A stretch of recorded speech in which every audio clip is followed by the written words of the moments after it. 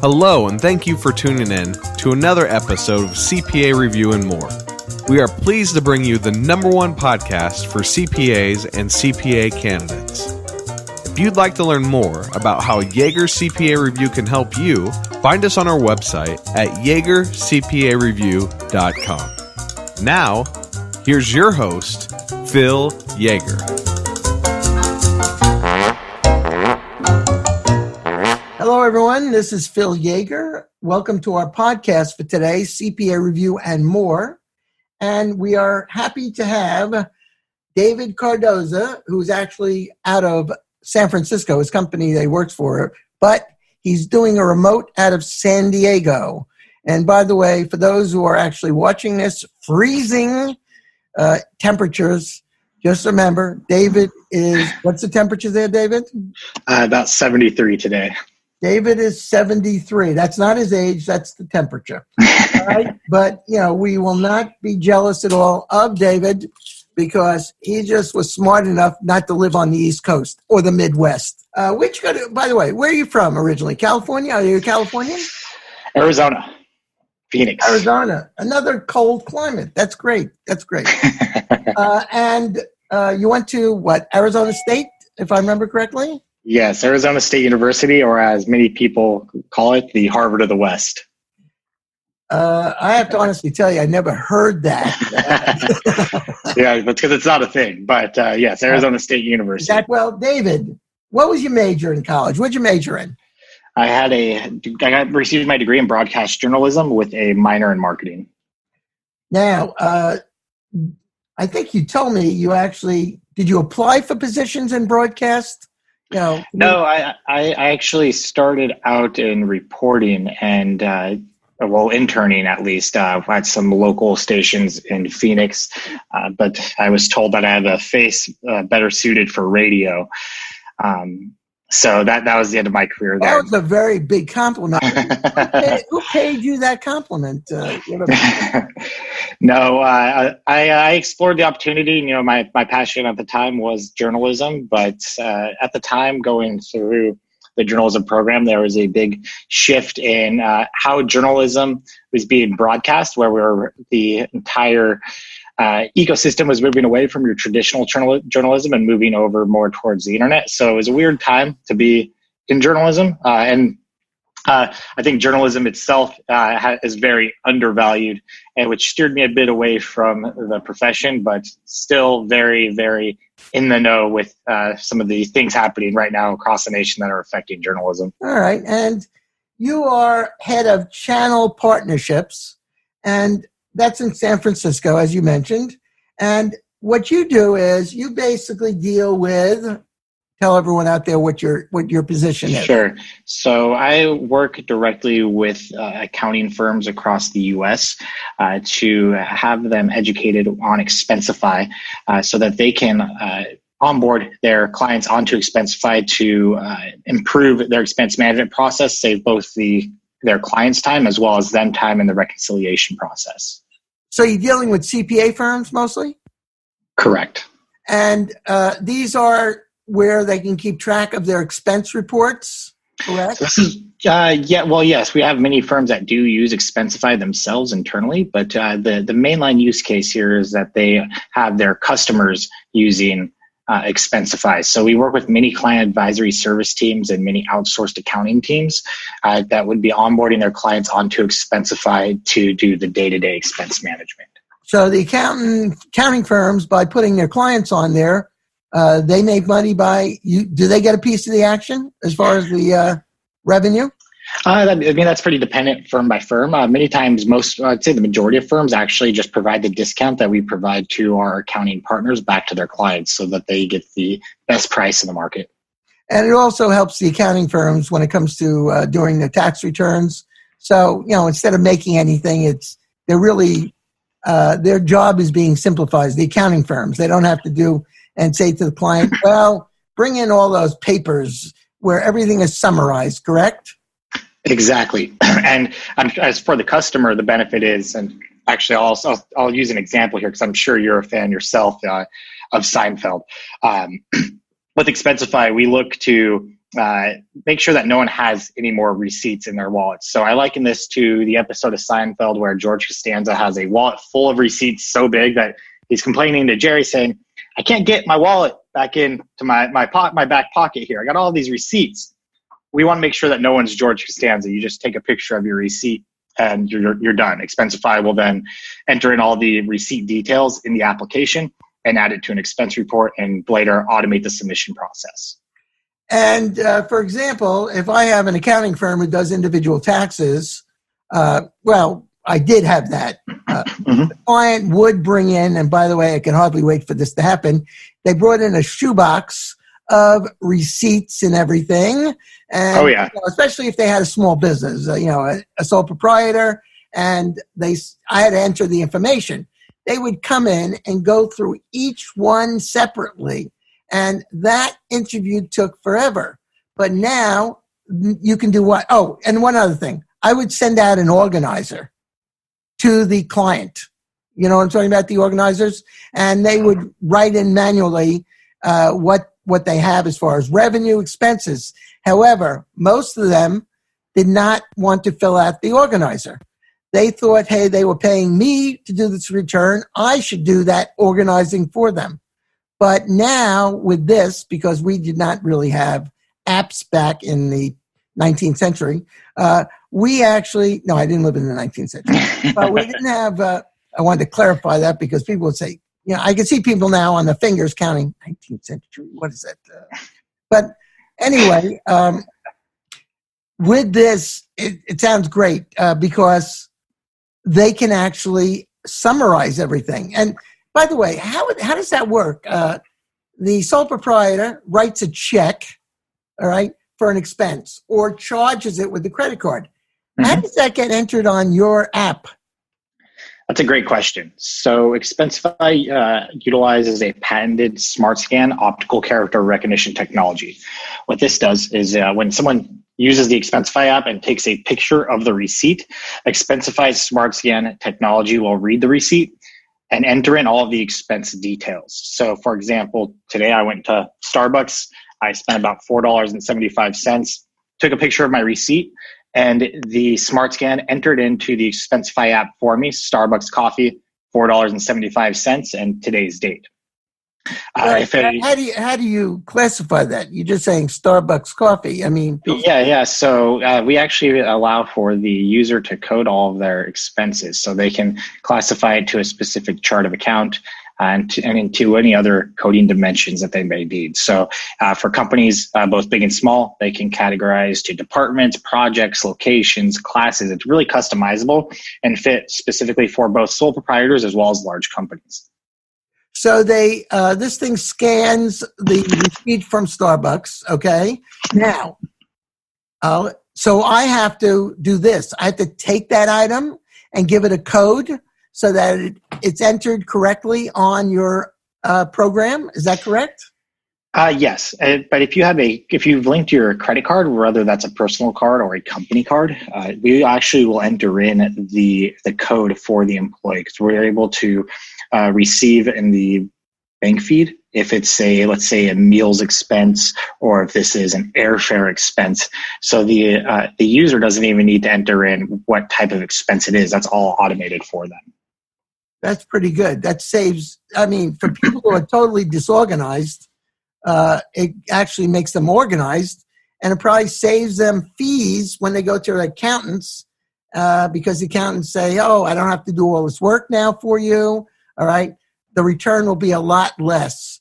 All right. Isn't that what the CPAs do? They say, I have less work. I'm going to charge you less.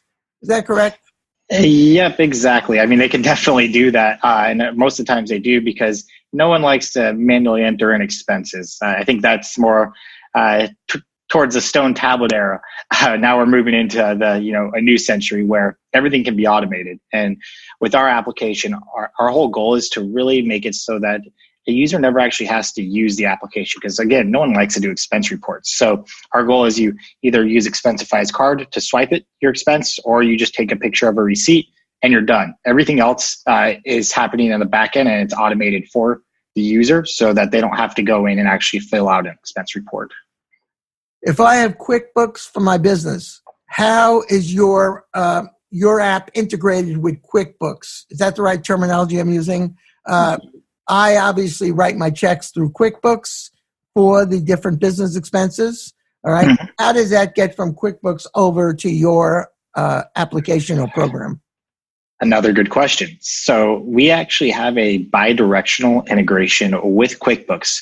What that means is QuickBooks sends us all of the coding data that lives inside your instance of QuickBooks. So think of your chart of accounts, your projects, your locations. All of that feeds into Expensify automatically through the direct integration with QuickBooks. Then Expensify can send all of that expense data back to QuickBooks as either an expense report, a journal entry, a vendor bill, whatever is really needed by the user or the customer in this case. They'll be able to customize that to fit their specific needs. Will artificial intelligence, when it is more pronounced by people, use more, will artificial intelligence be involved in this process in any way to save people the time of still doing manual entries for entries or whatever? Do you have any information? You understand the question? Mm-hmm. Yeah, absolutely. So, that's our goal is we're really harnessing artificial intelligence to do everything from that receipt capture aspect of Expensify, where we're entering in all of the expense details, but also automating many other things that go in line with expenses. So, with even our support system, it's finding out how we can immediately get answers to users so that they're not waiting for a support answer. And we're able to do that through artificial intelligence by identifying certain keywords that are being sent to Expensify through a support chat, let's say, and giving them an answer immediately. So they don't have to actually wait for someone to get back to them. So everything with artificial intelligence in our eyes is a way to automate the product even more, and also automate the business aspect of the product so that users are saving time. How do you sell it? You have a product and you add features to it, and or you just have a bare bone product that people can use?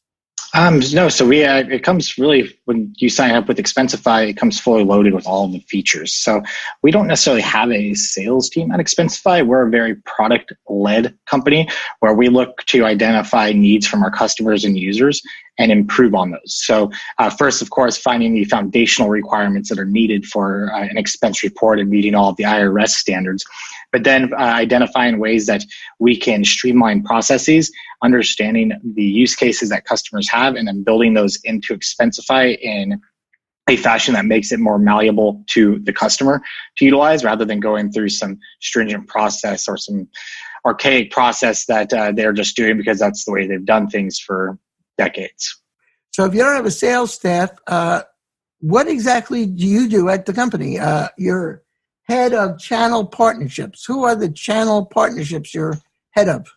Yes, so that's the accounting firms that we actually work with. So we work with everything from the top 100 firms down to the small mom and pop accounting shops across the U.S.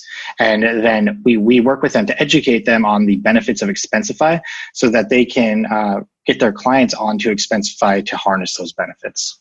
Now, you don't have an accounting background, right? I do not, no. So you go into the CPA firms, the accounting firms, and you're trying to basically educate them on how to use this product. Do you need to have a knowledge of accounting or taxes to do your job?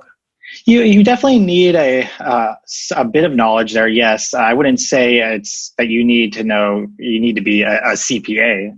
I don't know they're going to know more than me on the accounting background. My mainline use case is understanding the expense reports and the reconciliation processes and how that all works really within the entire accounting processes. So you don't have a sales staff, so you must have a group of people who educate the clients, right? Yes. So we definitely help to onboard customers, but that we aren't pushing anyone to actually use Expensify. We believe that our product is really the best in the market, that it's going to sell itself. And that's why we do have more customers than any expense management solution. So you don't, the people who actually, the firms that buy your product, all right, they don't need to be educated by anybody, or you normally include that as part, like a training of it, as part of the purchase of the product? Yeah, so we actually built a partner training program called Expensify Approved University that we tied to 2 CPE credits so that a CPA or even just an accountant or any type of partner can go through this training course that's going to go over the Expensify product, our partner program, and some of the benefits of that program, how to onboard clients onto Expensify, and how to manage those customers on Expensify as well too. So it gives a really an end-to-end look at Expensify so that they can rightfully onboard those clients and continue to manage them.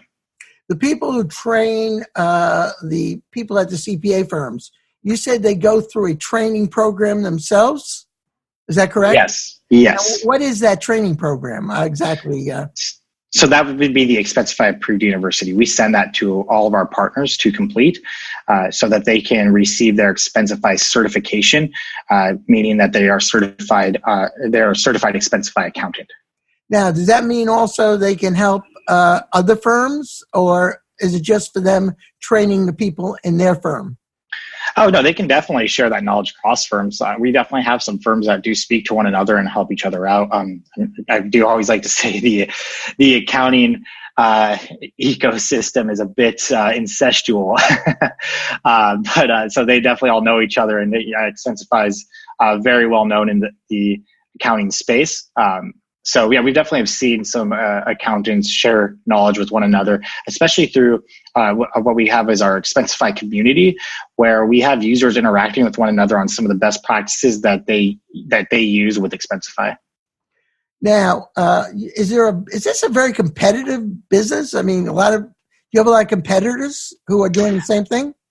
Oh yeah, absolutely. There's always a new one that comes around. So the first mover in the space was Concur. They were acquired by SAP a few years back, and we technically go head to head with Concur, but Concur definitely focuses on the enterprise space rather than the small business space, and with many of the accounting firms. Where Expensify, we do also focus on that enterprise space, but we go all the way down market to sole proprietors, and we do work with those accounting firms. So there also are a number of other competitors in the space. Many of them are pretty too small to mention, but there's, I would say, probably about 12 competitors now in the US. And do you get a lot of your people who are the trainers for the program to the firms? Do you get them from these other companies, or where do you get your people from? No. Actually, we don't really get anyone. I don't think we ever had anyone that's worked at a competing product come to Expensify. Many of our employees are either they've just come out of college. A lot of our engineers are very well versed, of course, in the engineering space. And what we look for when we're hiring for new Expensify employees is really those rock stars. And I know that sounds super lame. Everyone says that we only hire rock stars, but we don't look for someone because of their title. With Expensify and through our entire hiring process, we don't really care to look at someone's resume. What we want to understand is, what value are you going to bring to Expensify? When someone starts at Expensify, they're not going to come in with some sort of VP title or as a C-level executive or even as a team leader. Everyone starts out in the same position. And then it's up to that person to show their value and work with the team. Expensify, we really work and we always make decisions in more of a group-led manner rather than at an individual basis.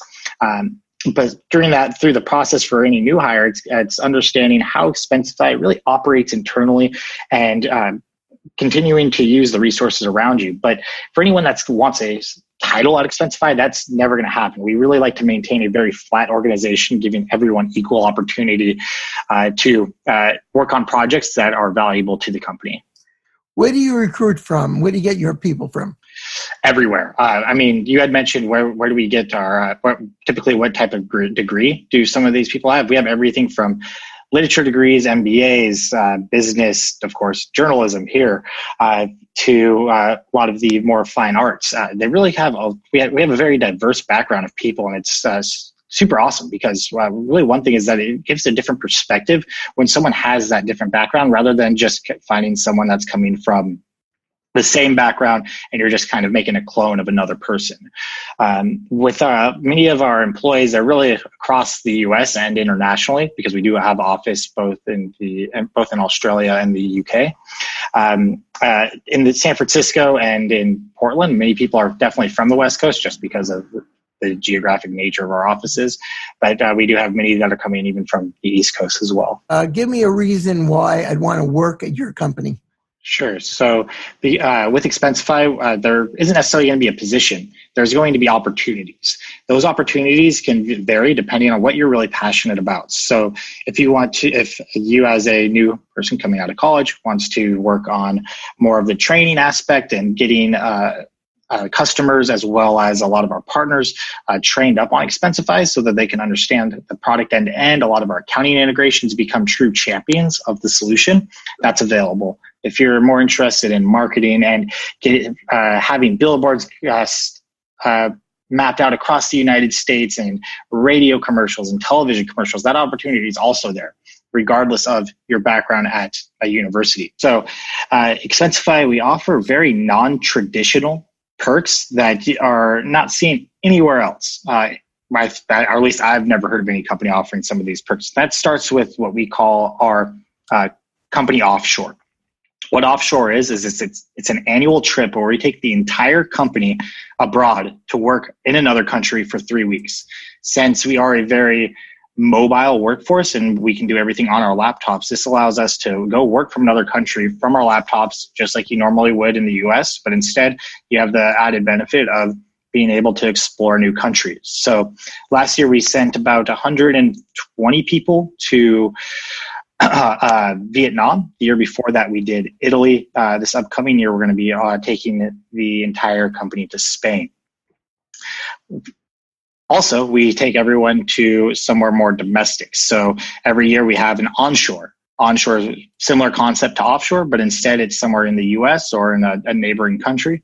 So this year we did Asheville, North Carolina, and the upcoming year we'll be doing Quebec, up in our friendly country up north.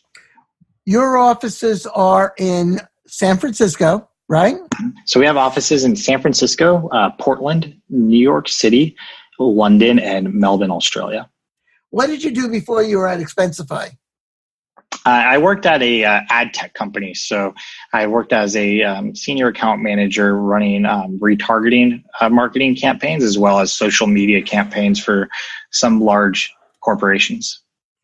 Why did you leave that? Sounds very interesting. Advertising, social marketing, social media.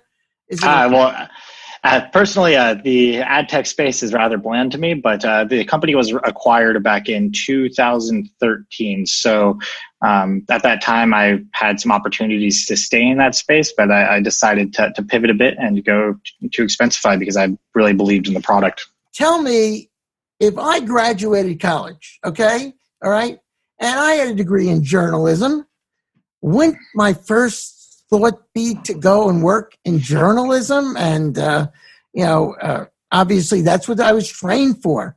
How would I even think of going to a company like yours? That's what I'm trying to wonder. How did you find out about the job you have? Did you just know someone who had one? So I came out of college back in 2011. So I started at Expensify in 2014. So I had a bit of time in between that, working at some other companies, but I actually had a college roommate of mine started at Expensify. He was one of the first employees at Expensify. And when I had left, my other company had got acquired and I had left the company, he actually had recruited me to come on to Expensify, but I still had to go through the normal interview process as everyone else to get the job. It wasn't like I was just cherry picked to begin at the company. But I was actually looking between Expensify and Facebook at the time. I had done a few interviews with Facebook and had gone on to their campus down in South Bay. But I realized that Expensify offered a bit more opportunity where Facebook had already grown into this large conglomerate where Expensify was still very nimble, and it still definitely is. And it offered more opportunity both for my own professional development, but also seeing a company grow. That's pretty good. Getting interviews with Facebook. You must have been a very good student in college. Were you an exceptional student? I like to think so. Well, you did go to the Harvard of Arizona. But no, it's a lot of people listening to this and say, wow, I'd like to work at Facebook or Google or something like that. But where do you want to go in your company? What is your goal ultimately, say, 2-3 years down the road? Do you have that goal yet, or you're just taking it as it comes? Taking it as it comes. I have some of my own personal goals professionally within the frame of Expensify.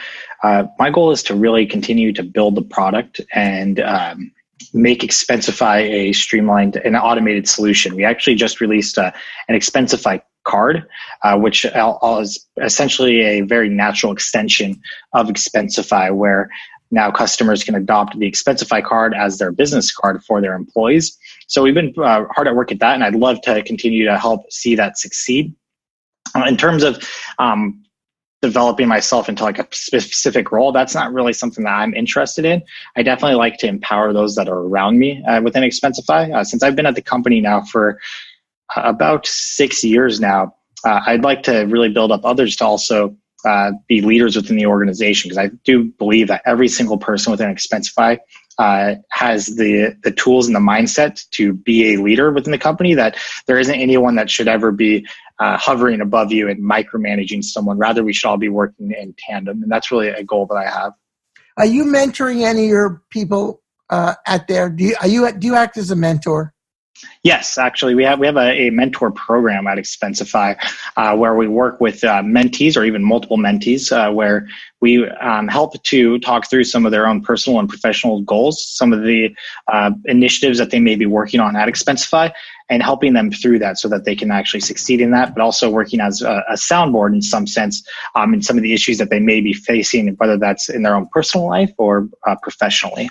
Do most companies now have a mentorship program? Do you know anything about that? Yeah, definitely in Silicon Valley, there's quite a few programs I'm sure out there. I can't really pinpoint a few, mainly because my focus has always been really laid into Expensify. I think really a mentorship program is great for employees because each of us has the options to choose a mentor from any team within Expensify and decide how frequently we want to meet with that mentor, and gathering that or collecting that one-on-one support and working towards your goals without a manager hovering over your shoulder. It helps to maintain a relatively flat organization, but ensure that we're all invested in each other's success. You want to say to anybody anything like, who you're looking for? Maybe they want to apply to your company. And if they live outside of the San Francisco Bay Area, you obviously will relocate them. Is that correct? They can actually work remote. We're not. Yeah. So we look for people that we believe are both great fits to expand and grow both the product, but also being what we would call a culture fit, making sure that there's someone that we believe can work within the flat organization that we have within Expensify. If there's people that are really wanting these crazy titles and they want that hierarchy and they want to be that manager, that's not going to necessarily be them for Expensify. Expensify is a company without limits. So rather than establishing those hierarchies and assigning titles, we've created a space where anyone can carve out their own path and be supported by those around you. And we get to learn from each other and have that opportunity to directly impact our product. So for anyone out there that is interested in Expensify, you can go to we.r.expensify.com and can learn a little bit more. Could you repeat that one more time, please? Yes, it is we.r.expensify.com. And there's information in there about the company and how they might apply for a position if they're interested, right? Yep. So those will show some of the opportunities available, as well as some information on our benefits and perks, our growth and leadership processes that we've instilled internally, so that they can understand how that works, as well as a bit of information on that offshore program when working abroad with the company for a month. Sounds good, David. Well, David, thank you very much for being our guest. Well, I do appreciate it, Phil. This has been a great opportunity, and it's been nice chatting with you. Thanks so much for listening to CPA Review and More. If you'd like more information, look us up on YaegerCPAReview.com. And as always, if you've enjoyed this show, please rate and review on iTunes or your preferred listening platform. Again, thank you so much for listening, and we look forward to you tuning in next time.